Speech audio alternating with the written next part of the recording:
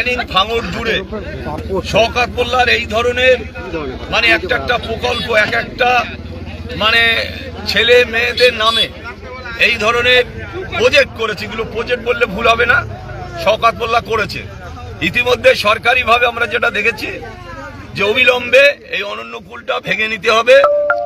প্রশাসনের নির্দেশ, প্রশাসনের আদেশ, 7 দিন টাইম দিয়েছে, তার মধ্যে এটা ভাঙতে হবে।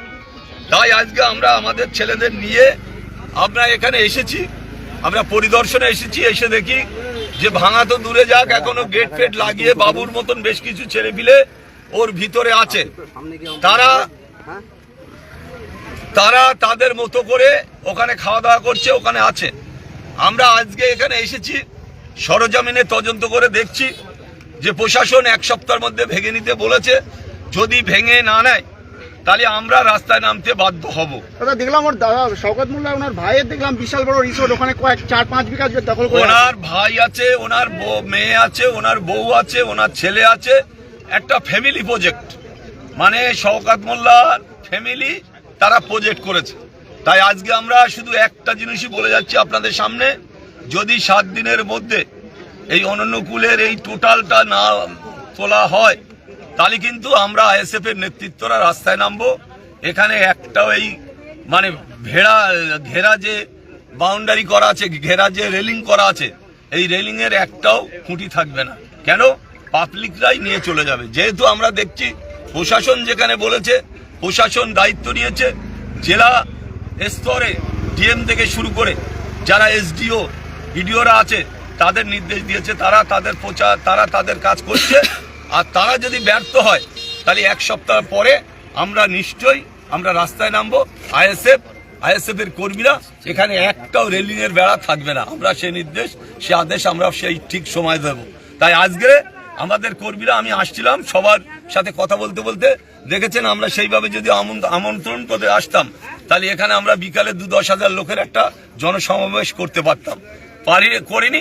শুধু আমরা একটাই কথা আমাদের, যেই শওকত মোল্লা যে আজকে মাচ্চোর বলে বিখ্যাত, যে শওকত মোল্লার ছেলে, তার মেয়ে, তার জামাই যেভাবে কোটি কোটি টাকার সাথে যুক্ত, এই টাকা কোথা থেকে এলো, এর উৎসটা কি?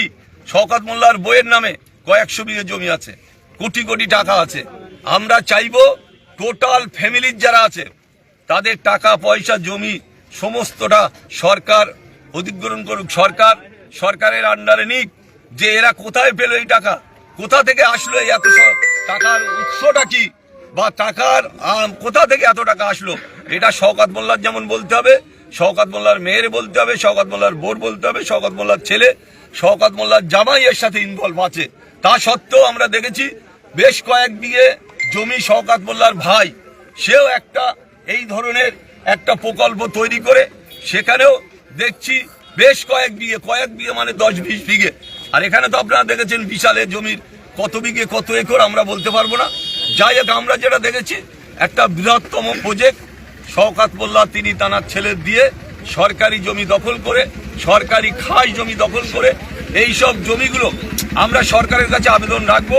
যারা এখানকার গরিব মৌখালীর, যারা খেটে খায়, যাদের বাড়ি নেই, যারা বিভিন্নভাবে ফুটের ধারে বাস করে, তাদের অন্তত 2 শতক 4 শতক করে এই মৌখালীর ছেলেপিলেদের দেয়া হোক, এটা আমার আবেদন। দাদা, আপনি যে দলটা মমতা বন্দ্যোপাধ্যায় হওয়ার পিছনে যার ভূমিকা সব থেকে বেশি ছিল আরাবুল ইসলাম, সেই নন্দীগ্রাম আন্দোলনে, তো আজকে তার দলটা কার্যত উঠে যাওয়ার মতো পরিস্থিতি, যাদের উপর তিনি ভরসা রেখেছিলেন, কি বলবেন? এই শওকত মোল্লার মতো নেতাদের উপর তিনি ভরসা রেখেছিলেন, কি বলবেন? এই মমতা বন্দ্যোপাধ্যায়ের পতন হয়েছে তার একটাই কারণ, এই শওকত মোল্লা মার্কা লোকেদের দলে এনে আজকে সরকারের নামে বদনাম দুর্নাম করে তারা কোটি কোটি টাকা নিজেদের আত্মসাৎ করে সরকারি খাস জমি দখল করে আজকে মমতা বন্দ্যোপাধ্যায়ের বুকে চুলকানি লেগেছে শওকত মোল্লার মতন লোকেরা। তাই আমি মমতা বন্দ্যোপাধ্যায়কে বলবো, ওনার অহংকার, ওনার যে দাম্ভিকতা, ওনার যে মানুষের প্রতি দায়বদ্ধতা ছিল না, উনি মানুষের ভালোবাসা ছিল না, মানুষকে ব্যবহার করেছে, সেই কারণে আজকে বাংলার মানুষ মমতা বন্দ্যোপাধ্যায়ের দিক থেকে বুক ঘুরিয়ে দিয়েছে। এই শওকত মোল্লা মার্কা লোকেরা, আপনারা জানেন ভোজেরহাটে নির্বাচনীয় প্রচারে এসে মমতা বন্দ্যোপাধ্যায় কি বললেন, যে শওকত মোল্লার, আমার ডান হাত শওকত মোল্লার মাথার উপরে থাকবে। আমার সিকিউরিটি না থাকলে আমি শওকত মোল্লার সিকিউরিটি দেবো। আজকে মমতা বন্দ্যোপাধ্যায়কে আমি বলবো যে তোমার কোথায় সিকিউরিটি আর শওকত মোল্লা কোথায়, এটা মমতা বন্দ্যোপাধ্যায়ের বলার দরকার আছে। তাই মমতা বন্দ্যোপাধ্যায়কে তার দৃষ্টি আকর্ষণ করবো যে তুমি ঝেরাম মার্কা লোকেদের নিয়ে দল করেছো, তোলাবাজি, গুন্ডামু, ভেড়ি দখল, মাছ দখল, আজকে খাস জমি বিক্রি, ওয়েটল্যান্ড বিক্রি, আজকে সেই সব মার্কা লোকেদের নিয়ে তুমি বিভিন্ন স্তরে বিভিন্ন জেলায় এই শওকত মোল্লা মার্কা লোকের জন্য আজকে মমতা বন্দ্যোপাধ্যায়ের দল তৃণমূল কংগ্রেস আজকে ডুবেছে। এই ওখানে নূর ইসলামের কোন জায়গাটা? দখল করো, দখল করে দিবি। কারণ করার দরকার নেই, আমি এখানে বলে যাচ্ছি অন ক্যামেরা। আচ্ছা, নূর ইসলামে বলে একটা আমাদের ডাক্তার মানুষ, আজকে তারা দখল করে সেই জমি ভোগ দখল করছে। আমরা আজকে তাকে আজকে তার আমরা মেমোরান্ডাম দিলাম যেন অবিলম্বে ওই জমি খালি করে দেয়, না হলে আমাদের আইএসএফ এর নেতৃত্বরা কর্মীরা দলের সাথে কথা বলে আগামী দিন আমরা ওই যারা জোর করে জোর পূর্বে একজনের জমি আরেকজন দখল করে সেখানে প্রজেক্ট করছে বা বিভিন্ন সেখানে দোকানপাট বিভিন্ন ধরনের প্রকল্প তৈরি করে এলাকা দখল করেছে, তাই আমরা বলবো যে অবিলম্বে ওটাও ভেঙে দেয়া হোক। প্রশাসনের কাছে আমাদের আবেদন থাকবে। দাদা কার কথা বলছেন, নামটা বলুন। নূর ইসলাম বলে একজন ব্যক্তি, নূর ইসলাম বলে একজন ডাক্তার, তার জায়গায় সেখানে দখল হয়েছে অরণ্যপূর্ণর পাশে।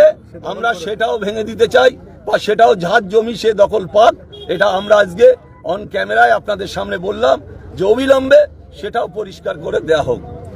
ধন্যবাদ। হ্যালো।